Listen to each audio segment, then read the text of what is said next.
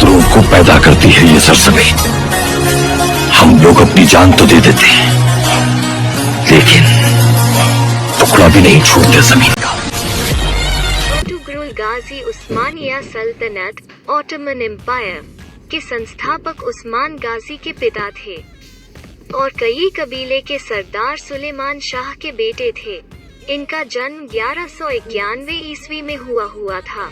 इन्होंने अपनी जिंदगी में बहुत सी लड़ाइयाँ लड़ी, जिसमें से ज्यादातर में ये फतहयाब ही रहे। अर्तुगरुल गाजी को आलमे इस्लामिक हिस्ट्री में एक अच्छा मकाम हासिल है।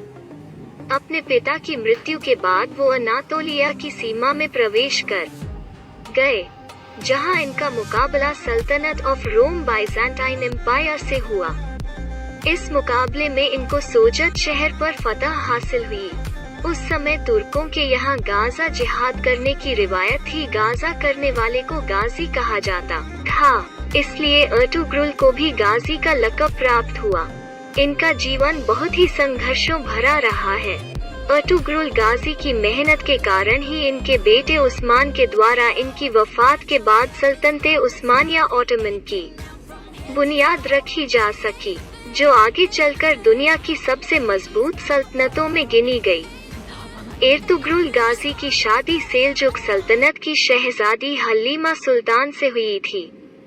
अपनी जिंदगी में अपनी अवाम और आलमे इस्लाम की खिदमत करते हुए 1281 ईस्वी में तुर्की के सोगत शहर में इनका देहांत इंतकाल हो गया। अर्तुगरुल गाजी को इनकी वफात के बाद सोगत शहर में ही दफनाया गया।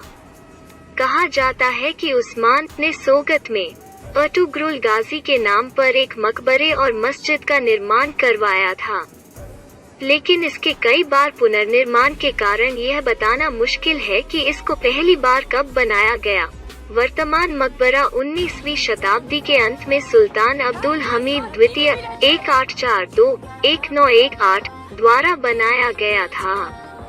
इस मकबरे के सेहन में अर्तुगरुल गाजी के परिवार और कबीले के बहुत सारे लोगों की कब्रें मौजूद हैं।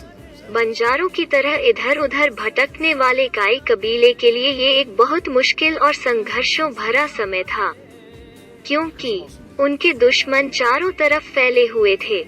एक तरफ मंगोलों के आक्रमण का खतरा तो दूसरी तरफ सलेबियों का संकट। इनके अलावा कई बार उन्हें स्थानीय हुक्मरानों और सुल्तानों के साथ भी संघर्ष करना पड़ता था।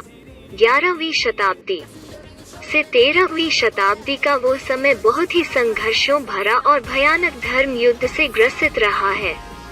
ईसाई यरूशलेम शहर पर अपना कब्जा जमाना चाहते थे, जो कि उस समय मुसलमानों के कब्जे में था। यरूशलेम असल में 3 मजहबों के लिए बहुत ही पवित्र शहर है। आज भी इसको लेकर मजहबी लड़ाइयाँ जारी हैं। मुसलमान इस्तांबुल कुंस्तुनतुनिया को अपनी सल्तनत में मिलाना चाहते थे, जिस पर सल्तनत ऑफ रोम बाइजेंटाइन एम्पायर का शासन। अर्तुगरुल गाजी के कई कबीले को एक ऐसी जमीन की तलाश थी जहां वो अपनी आवाम के साथ आजादी से रह सके। इस जमीन की तलाश के लिए उन्हें कई कुर्बानियां तक देनी पड़ी।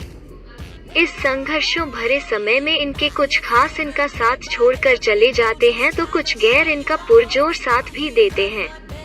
इनका साथ देने वालों में से एक अजीम इस्लामिक स्कॉलर और सूफी शेख इब्ने अरबी थे। इब्ने अरबी को अर्तुगरुल गाजी का रूहानी मददगार भी कहा जाता था। इब्ने अरबी हर मुश्किल समय में अर्तुगरुल गाजी को उचित सलाह दिया करते। इब्ने अरबी ने एक अमानती संदूक भी अर्तुगरुल गाजी के हवाले किया था, जिसके बारे में कहा जाता है कि इस संदूक में हजरत खिजर की कमीज थी। इस कमीज के बारे में कहा जाता था कि जो भी इसको जंग के मैदान में पहन कर जाता था, फतहयाब होकर लौटता था।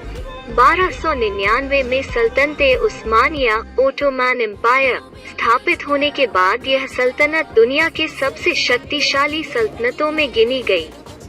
उसने तुर्की और उसके आसपास के यूरोपीय क्षेत्रों में 600 से अधिक वर्षों तक शासन किया। 1922 में प्रथम विश्व युद्ध की समाप्त होने के बाद सल्तनते उस्मानिया का अंत हो गया। इसके बाद एक सेक्युलर देश तुर्की की स्थापना की गई।